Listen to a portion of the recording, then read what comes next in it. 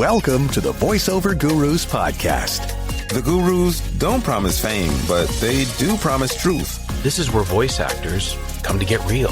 Real talk about what actually happens after you buy the mic. We learn, we laugh, we lift each other up. We're all figuring it out, just with better microphones. It's the Voiceover Gurus podcast. So we can do whatever you want. Well, I like those kind of podcasts, Linda. Whatever we want. Welcome back to the Voiceover Gurus podcast. Hi, Kevin. Hello. Hello. Topic-based is what I am doing for 2026. And you and I have something in common, actually probably have it in common with a lot of people that are going into the voiceover business, of both of us balancing job with voiceover world and how to do that and not go crazy. Tell me your situation. I know you were in radio, and how did you transition? Linda, it's funny you should ask, because I seem to recall how it happened. No, I was still doing my radio thing down in Miami as Gator on a country radio station, and I started I had a friend at the radio station was like, hey, do you want to do a car spot? And on the side, I'm like, yeah, sure. Extra money, always looking to do that. You know, when you're in radio, you do live broadcast, you go out and do remotes to make extra money and stuff like that, different appearances and stuff like that. And I was like, well, this would be so much easier than going out, spinning the prize wheel. And this is just a cool way to make some extra cash. And so that happened once, and then it happened again and again. And then I'm like, whoa. I might be able to, and I'd seen a couple of radio friends that transitioned from radio to voiceover. And I'm like, if they can do it, I do believe I could too. And so that's when I started wrapping my head around that, Linda, as I started developing those relationships and establishing those clients and just trying to take care of them. Early on, I got the sense that, automotive was a very fast-paced thing. Yeah. And if you want to work beyond radio, maybe take care of these, and maybe you'll be able to transition before long. For sure. Now, you just spurred a question. The remotes that you used to do, I did them as well. What's the strangest one you ever did? From what location? Did you have anything from a crazy location? No. We're going totally off topic. No, that's okay. I've done them in Hot Springs, Arkansas bars. I'm trying to think. I've never done like a strip club or nothing like that.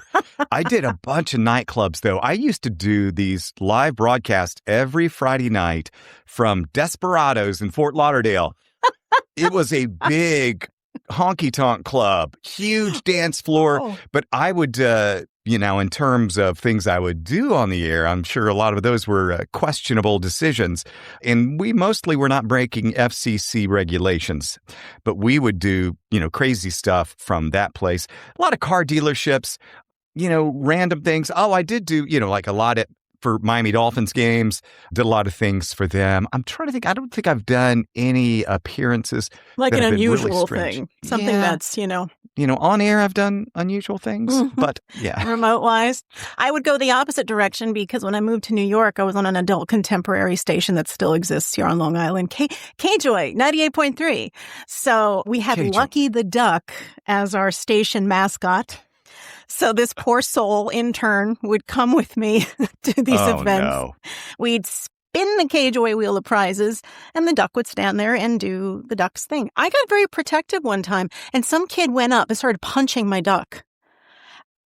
And I snapped, Kevin. I grabbed the guy by the neck, and I said, "Get away from my duck." And I was like, oh, God, where is that coming from?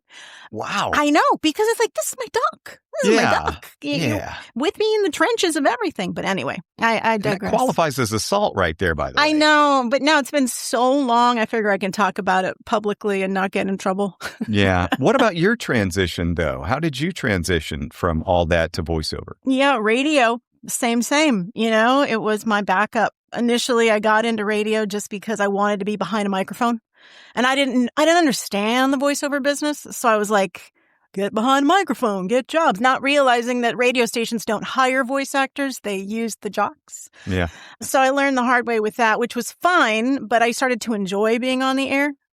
And then it was some money, and got me when I moved to New York. Then I had like a pension and I had health benefits and at that point, I was like, well, I can't quit because I need all that stuff. Mm-hmm.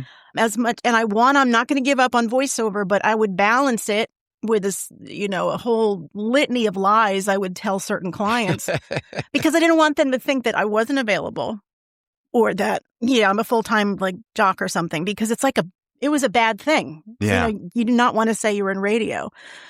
So somebody would be like, oh, are you available to cut something? I'd be like, I'm in a session. Yeah. But in a few hours, I'll get right to it, but I'm super busy, just to give that impression. And that's a huge point, Linda, and I want to echo that. I learned that early on in my career. Actually, a coach early on suggested that never say that like you're unavailable or you're out running errands or anything like that. No. You're always in a session. You're in a meeting. You're in a session. You're something like that. And it plays into what you're saying. It makes it sound like you're really busy. Yeah. And that's because people want you. People are hiring you. And that triggers something for people going, oh, they're really busy. Well, I'm going to make sure I get in there too. Well, hey, Linda, get me on your schedule then if you don't mind. I'll take it whenever you're able to get it. A lot of other people are waiting. I'm going to wait too. Linda must be fantastic. Yeah. And she is. So like, when did you know that for sure you were going to dump the job? Now that is a story that I remember very vividly because that's a big move. Yeah. I just started thinking about it. And it was the thing where I'd seen my friends do it, and they're still doing it to this day, by the way, and both of them a little bit older than me. So that, lets me know that there's longevity. Yes. Even though I've been doing it like 21, 22 years full time now, there was longevity. I know that. But it was a really interesting thing. I think it was, I just got tired of doing the remotes. Yeah. I loved being on the air and doing my thing and being there for the listeners and, sharing the weather with them, sharing traffic with them and sharing, artist interviews and stuff like that and yucking it up and being a little bit wacky, a little bit zany as much as I could, But then it was just having to do that extra stuff that kind of got to me, even though the money was fine, right. That was cool. But I just got tired of going out there to the car dealership and spinning the prize wheel, listeners coming up and the same listeners would come out and just try to get something for free. And, they weren't there to patronize the business. They just wanted your free goodies. We used to call them prize pigs. Yeah. Was that a term you used? We also, for the call-ins, we would call them contest whores. But that could be male, female. It didn't matter. But yeah, prize pigs, I think we use that one too for the location things. Yeah. But I think that was what kind of triggered it. So I had been establishing this work and it's coming in and I've got, a handful of automotive clients. And Linda, I was doing some fill-ins for some countdown shows. I had it was either right before or right after I transitioned. Yeah, I think it was right after, so it doesn't affect. But I was getting various narration things too from people that kind of heard. And I'm like, I really think I could make a go at this. And it was about 2:00 in the morning. I was a night owl anyway, because at the time I was doing an afternoon drive. And so I didn't get off till 7 p.m. And by the time I wound down, did a couple extra spots and, I would use their studio at the time to go do a couple of car ads afterwards. And one night I was up at 2:00 in the morning, just thinking about it. And the mother of my boys, I don't know if she was still awake or I kind of woke her up. And I said, I think I'm leaving radio. And she was floored because she didn't really know I was really thinking about it very hard. And she's like, wait a minute, let's go to Denny's and talk about this. So like 2:30 in the morning, we got out and went to Denny's. And I'm like, yeah, I laid out everything. I was like, I really think I could make a go of this. And I had a good year in radio, 18 years. Wow. And yeah, I think I was just ready to make that transition and work for myself and be my own boss. I got tired of seeing all of my DJ friends get fired because they're getting older and making too much money. And they're like, want somebody younger and cheaper. And I did not want to be the guy in my mid-50s looking for a gig in radio. That would be, So I think the impetus was seeing my friend Sonny Fox get fired. He's a legendary radio guy. He actually, after he got fired from my station, he went on to work for Sirius XM. So it all kind of worked out. Yeah. But my friend got fired and he's like, crap, I've worked for almost every station in Miami. I don't know what I'm going to do now. And I don't want to be that guy. Right. So now, financially speaking, you were confident enough to feel like you could get rid of the safety net. Okay. I had some established clients coming in. And the other thing is we had recently sold a house. So I had a little bit of money set aside. It wasn't a ton. It would have lasted me maybe 3 months or so. Oh, well.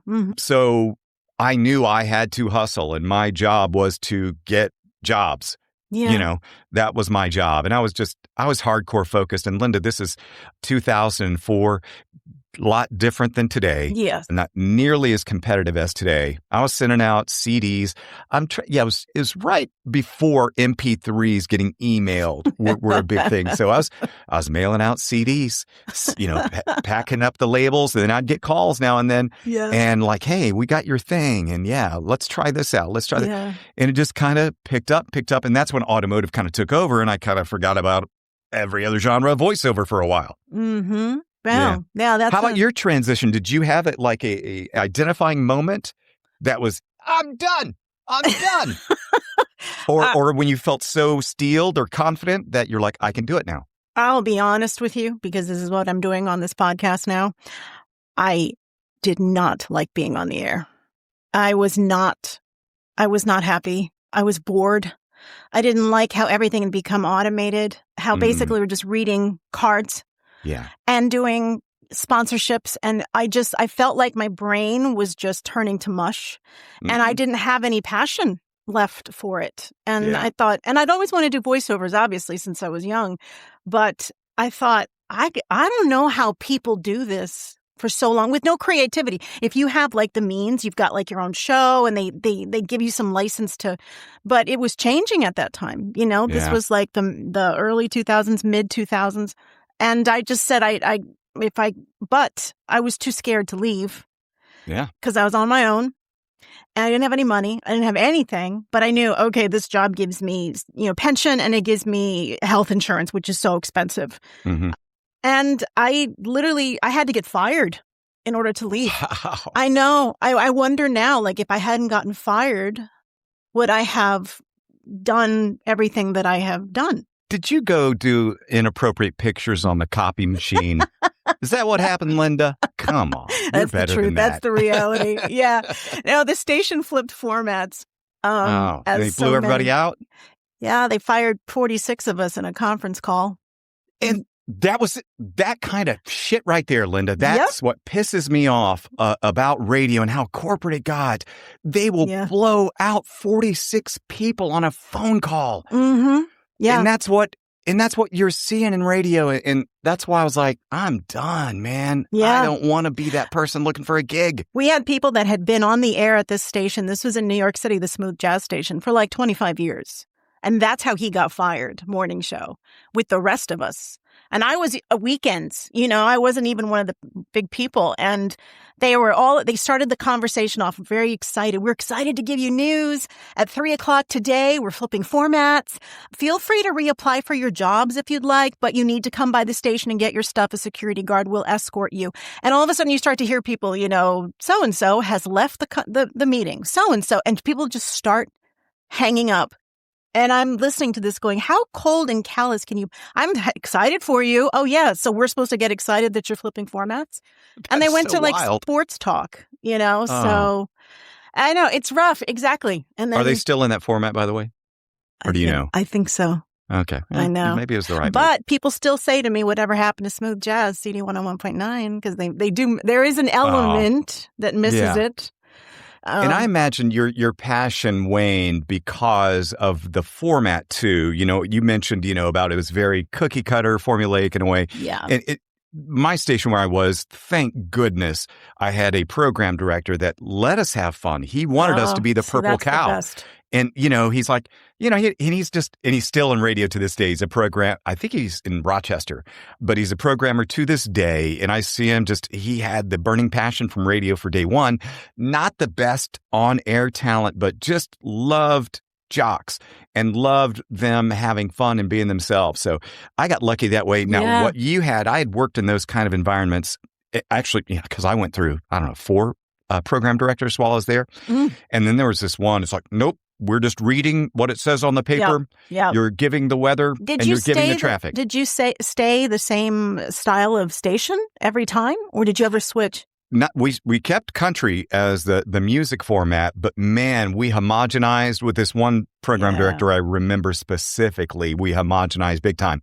And then my last, 4 or 5 years is when we had that really good Bob Barnett. I'm going to give him a shout out. Bob Barnett. I doubt he'll ever see this, but just I want him to know that and I've always told him that I loved working for him because he gave us so much freedom, and he just wanted us to do our thing. And nice. Ratings reflected that too. Yeah. We did great.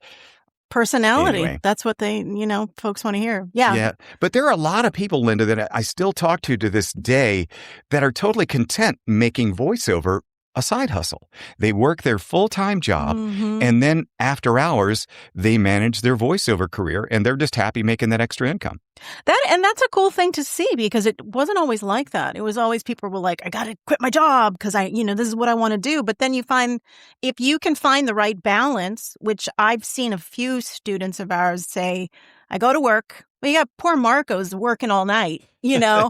He comes home, sleeps for a few hours, and then starts hustling during the day before he goes back again. And he seems perfectly, he's fine with the situation as it is. But a lot of people, they just find that 4 or 5 hours a day that they can carve it out to pursue it and then still maintain. So it does work for some people long term.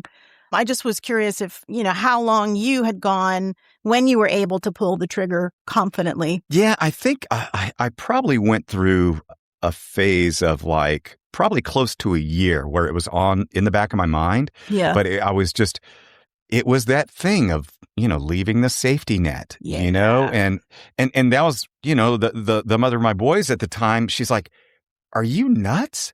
You're a popular radio DJ in Miami. Why and are you leaving? You make okay money. We're doing fine. And you want to leave? I'm like, yeah. It's a risk. Mm-hmm. Yeah. But, thankfully that paid off because, everything is great. I work for myself. There's a lot of stresses that come with working for yourself. Oh, God, yeah. It is. Mm-hmm. Yeah. It is challenging. And so that's what I was talking about. I can think of a few people that I know that I've encountered at various conferences, events, and stuff like that. And they're like, I do it part-time and that's all I want to do, and they'll say that. But then we do hear the stories of those that are like, oh, I want to do this full-time. I want to do this full-time. And so it took me probably a year from the thought of doing it to pull the trigger on it. And I think during that time, I wasn't consciously trying to build it up, but it kind of built up. And then I'm like, this could be a sign from the universe to. So you had a bank of clients. I had a handful, But you felt confident that were recurring. That combined with a little bit of savings that I had you felt to transition. I was like, I could survive off this savings for a few months, but now I have to hustle. And I've got to get work coming in. So, I pulled the trigger on that. And the boy's mother at the time was working too. So that kind of helped, But no, my job was to get jobs. And that's what it was. And I made some dumb mistakes along the way early in my career. One of the mistakes I remember, and this can affect somebody, is I was like, it's a Wednesday afternoon. I work for myself. And this is what I thought. I work for myself. I'll just make my own schedule. And we went and saw a movie on a Wednesday afternoon, right? I know. And it's hilarious now. But this is before, all the texts and stuff, but you still have voicemails on the phone and stuff. I flipped my phone on after I got out of the movie and it's 5:00 and it had blown up with phone calls. And it was from an automotive client. And they're like, we need a spot. And I made the mistake of going, Linda, I was like, I'm sorry. I was in a movie. I didn't want to have my, phone. I know. Oh my God. I know now. But I mean, and P.S., I think I got 1 or 2 more jobs or months with them. Yeah. And then it was a ghost town. Wow. And I screwed the pooch. Screwed the pooch on that. And to this day, they're still a pretty big automotive advertising agency. So that's evidence enough that we need to lie. Or it's not lying. It's, I don't know, changing the reality. Yeah. Is that a better way to say? I say a session applies to almost anything. So I was, in a session where I had a session with my dog, walking him outside. It was a session. Had a meeting with the doctor, Mm-hmm. I was meeting somebody at the movie. Yeah. Well, I'd like for people that are thinking about doing this or whatever to realize that you can balance things if you're committed enough to it. But don't quit your job. It's too much stress unless you're independently wealthy or you have a partner who is making all this money and says, go, honey, do what you got to do. Don't quit your job because it's too stressful. It is. And one thing to be mindful of, Linda, and I don't know if, because this just popped in my head in terms of if you're starting to train for voiceover and you're thinking about getting into it and you haven't really dived into it too much, consider the genres, especially if you've got another full-time job. Because if you're just trying to hustle up some commercial auditions and seeing if you can land some commercials, great.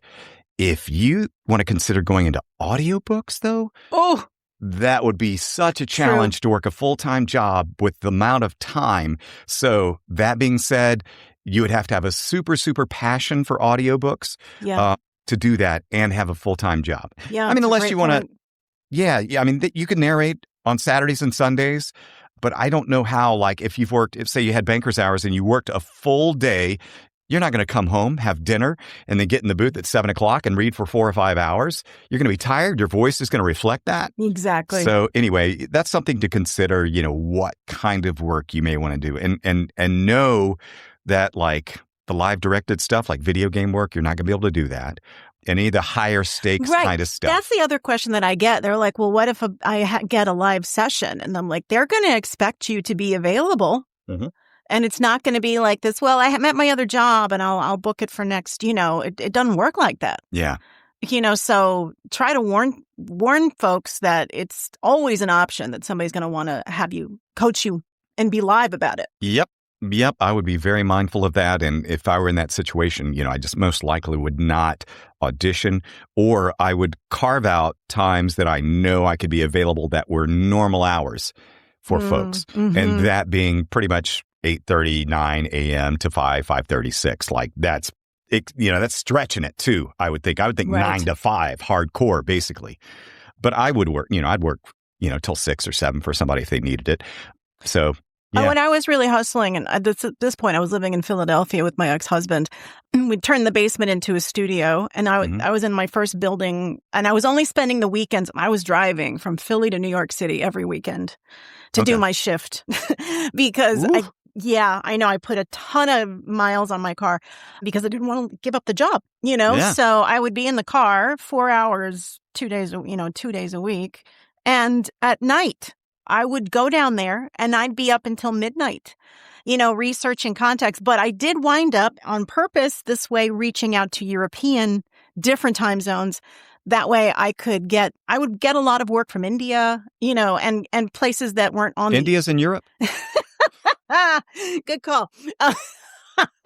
Yeah. Oh, by the way, but really quick, just a hugely important question for you.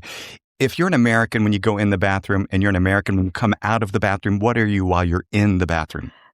If you're an American when you go in the bathroom and you're an American when you come out of the bathroom, what are you when you're in the bathroom? That's the question. Oh, God. I didn't know it was going to be a riddle. European. Oh, God. This is like a dad joke, right? Hashtag dad joke.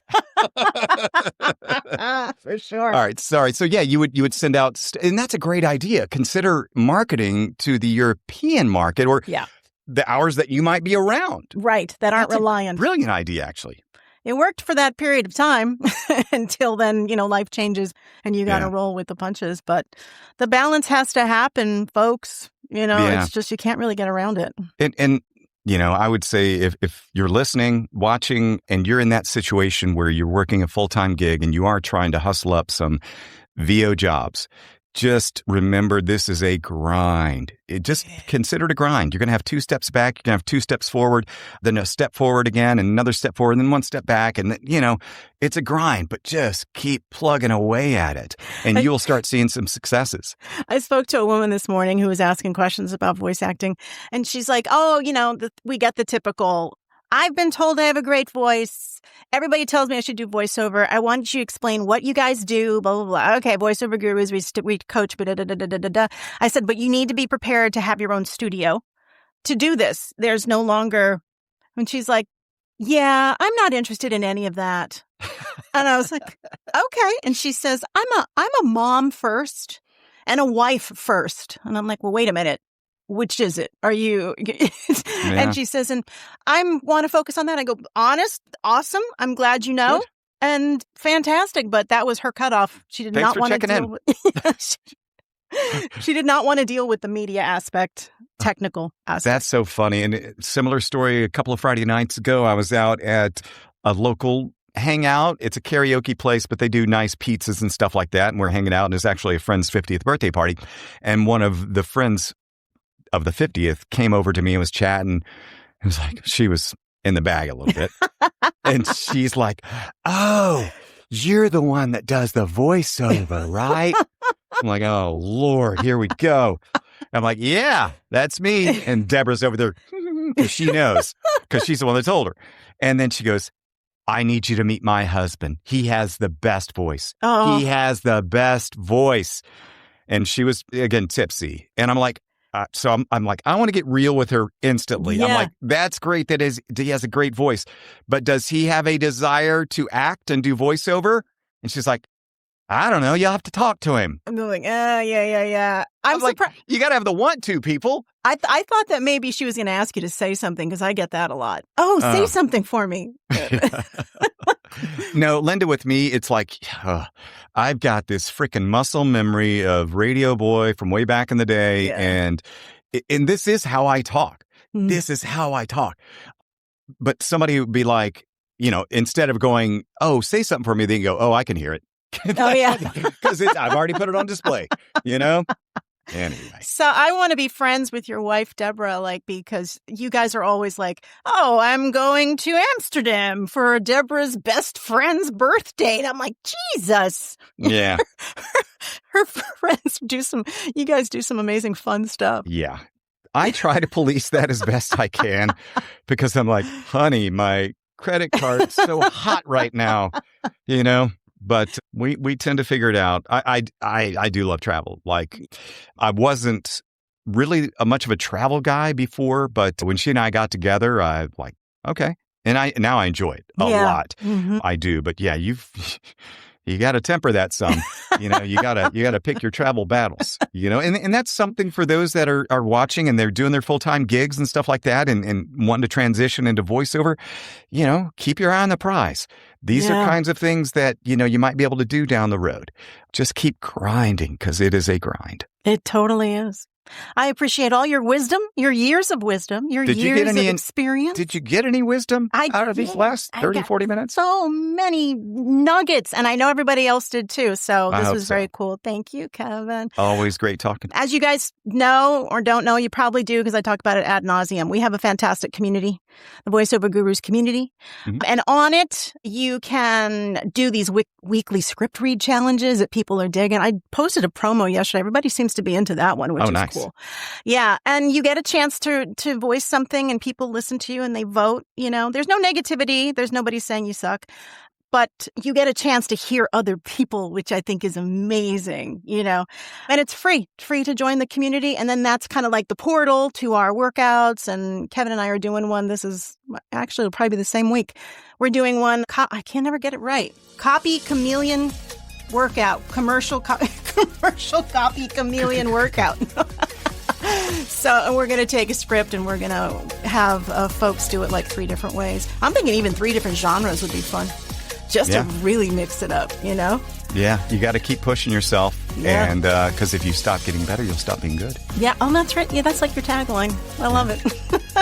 Thanks, everybody, for joining us, and we'll speak to you really soon.